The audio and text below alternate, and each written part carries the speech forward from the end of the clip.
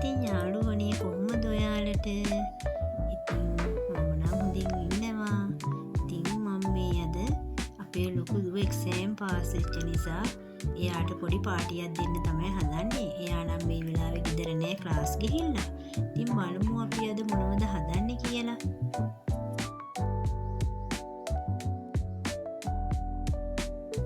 ඉතින් යාළුවනේ අපිට පුළුවන් විදියට අපි මේ යුතුයකම් ඉෂ්ට කරන්න ඕන. එතකොට දන්නේම නැතුව දරුවන්ගෙනුත් අපිට වෙන්න ඕන යුතුයකම් ඒ විදියටම කවදාකරි ඉෂ්ට වේවි.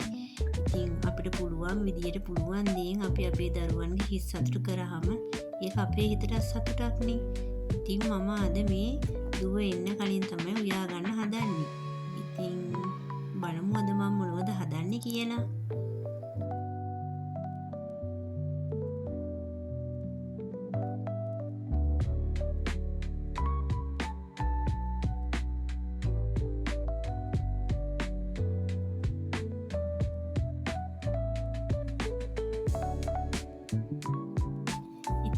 තෙල් පොඩ්ඩක් වෙන්න දාලා මම මේ ලුණු සුදු ලුණු අමු මිරිස් ඒ ඔක්කොම දාලා ටෙම්පරාදු කරවෙන්න ඇරලා මේ මස් ටිකෙම දාලා චිකන් කරියක් තමයි මේ මම හදාගන්න හදන්නේ.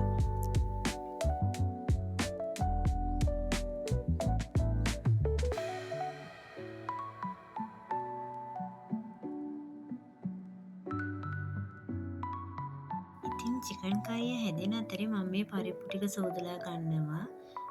ඒකටත් උවමන අඩු වැඩි ටික ඔක්කොම දාලා ඒකත් මම මේ ලිපේ තියාගන්න තමයි හදන්නේ.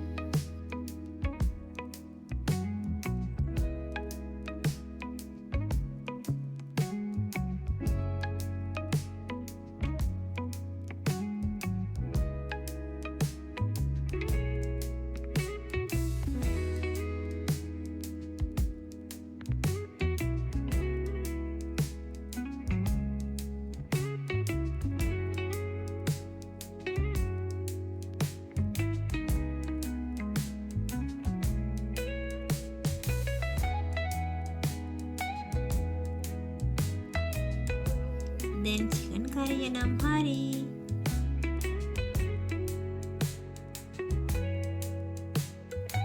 ඉතින් යාළුවනේ මම අද පරිප්පු ටික හින්දලා තමයි හදන්නේ.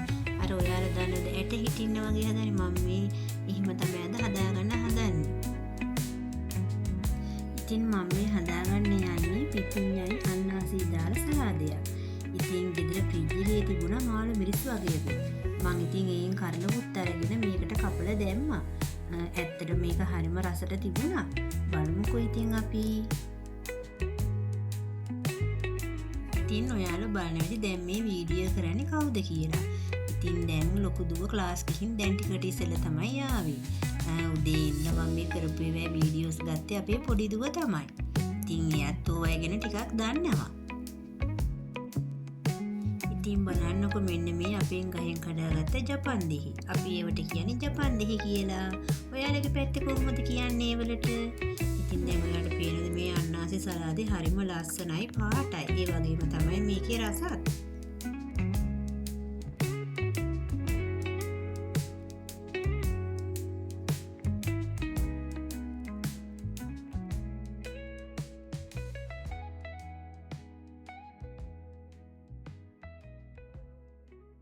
ඉතින් මං අද හදාගන්න හදන්නේ කහබත් එකක්. මොකද අපේ ලොකු දුව හරි කැමති කහබත් වලට.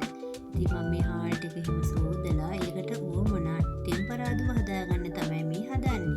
තෙල් ටිකකට ඇස්ට්‍රා ටිකක් එම දාලා ලුණු සුදු ලුණු ඉඟුරු රම්පේ කරපිංචා එතකොට මේ කුරුඳු පොතු කෑල්ල කරාබ් නැටි කිහිපයක් ඒ ඔක්කොම දාලා ගම්මිරිසට කිහිපයක් කොත්තමල්ලියට. ඉතින් ඔයාලට කහබතක් හදන විදිය. ඉතින් ඒ දාන තියෙන ඔක්කොම ටික දාලා ටෙම්පරාදුවක් දාලා මේ කහබත හදාගන්න තමයි හදන්නේ. තව මම මේකට වැඩියෙන් දානවා මුද රසපලන් ටිකකුත්.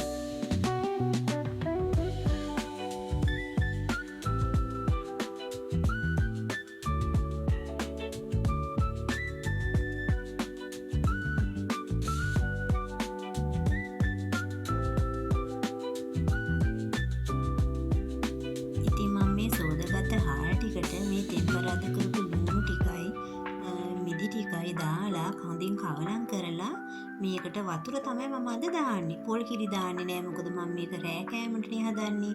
පොල් කිරි ඉතින් දැන් මම පස්සේ ටිකක් අර සෙම ගතිය වගේ ඇවිස්සෙයිද දන්නේ නෑනේ. ඒක නිසා මම මේ වතුර දාලා රයිස් කුකර් එකේම තියා ගන්නවා. ඇත්තටම ඉතින් මෙහෙම කහබතක් හදාගන්න එක ගොඩාක් ලේසි.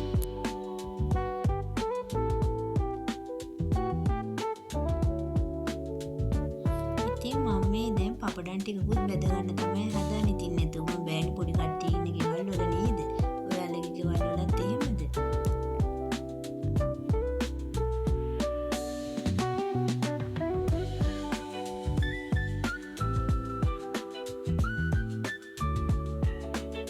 ඉතින් ඔයාලා දන්නවද මේ පෙට්ටියේ මේ තියෙන්නේ කට්ලස්.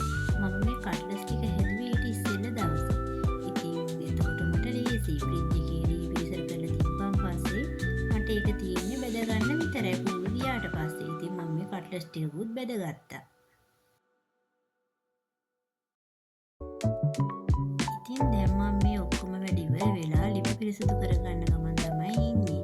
මේකත් පිරිසිදු කරගෙන කුස්සිය එහෙම අතුපතු ගාලා ලස් කරගත්තාම හරිම ලේසියි.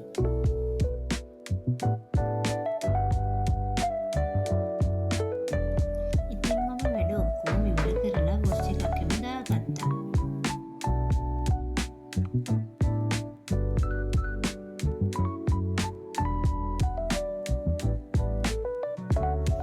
යාළුවනේ දැන් මම මේ ඔක්කොම වැඩ ටික ඉවර වෙලා තේ එකක් හදාගන්න බොන්න. මට තේ වුණා නොපී ඉන්නම බෑ තේ බොන්න ඕන බත් කෑවේ නැතුව. ඉතින් අද මෙහාට තාමත් වහිනවා. බලන්න පුදුම නැස්සක් තමයි.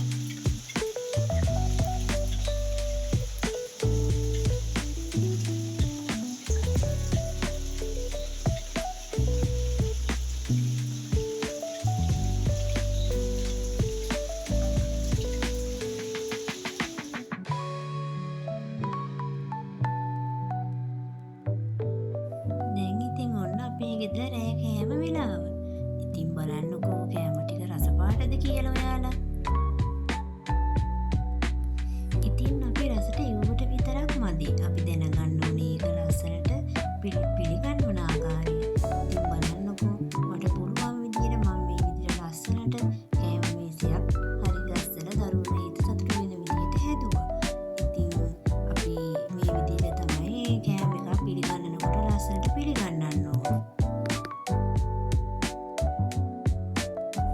ඔන්න ඉතින් අපේ ගෙදර පුංචි රස පරීක්ෂකවරිය. බලන්නකෝ.